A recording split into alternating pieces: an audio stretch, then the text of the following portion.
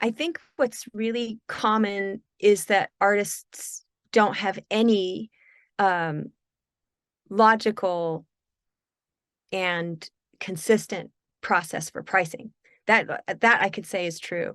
It's hard for me to tell since I'm not really following what other artists are doing on a larger scale in terms of whether or not they're overpricing or underpricing their stuff. But what I have noticed, at least with the people that I've worked with, is that there's zero consistent, like purposeful, intended process for pricing.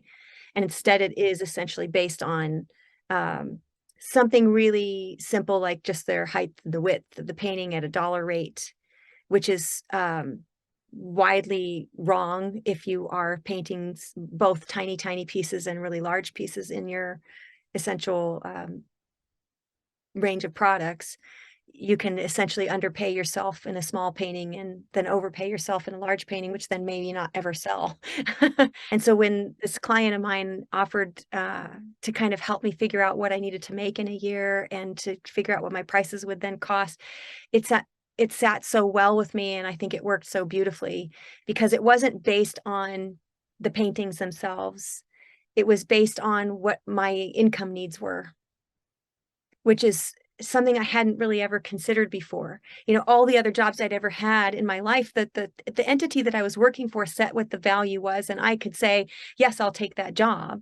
Or I could say, no, it's not enough money for the work that I want more money, or something like that. But I had never really actually asked myself, well, what was the dollar amount that I would need in order to make a living? And so that question alone was just it essentially just changed the whole look of it. It wouldn't really matter what the income was coming from. Essentially, the answer to the question lied with what it is that you actually need in order to survive. And so that kind of took me to a whole nother perspective of how to think about what I should make. And really thinking that's what any person who makes a normal income would need to make. When that client said to me, what do you need to make in a year? I was kind of almost embarrassed to come up with a number. I was just sort of in denial of like, gosh. And he's like, just say it. You know how much you need to make. You know what your husband makes. You know how much you used to make. You know it. It's okay to say it out loud. But I didn't want to dare to think that I would actually be able to make that kind of money as an artist. Like it's some sort of weird, like deserving thing. Like you think to yourself, I love doing this so much and I need it so much. How can I possibly deserve to get paid what, any other profession makes? It's weird. There's a lot of dynamics to it that kind of pull away the fabric of being rational and kind of leave all the holes where we put in our emotions.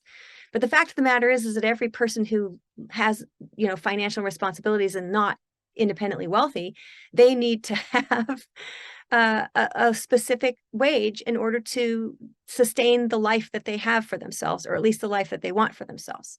So a mom of an 11-year-old and almost 12-year-old whose husband had to start working a second and eventually a third job to help sustain the work, the money I had been making in the past, I needed to make somewhere around $80,000 a year to kind of begin to get close to what I was. Because at the time that I stopped working in the graphic design and the publishing house that I worked freelance for, I was making about $115,000 a year. And this was in like 2010, 2011.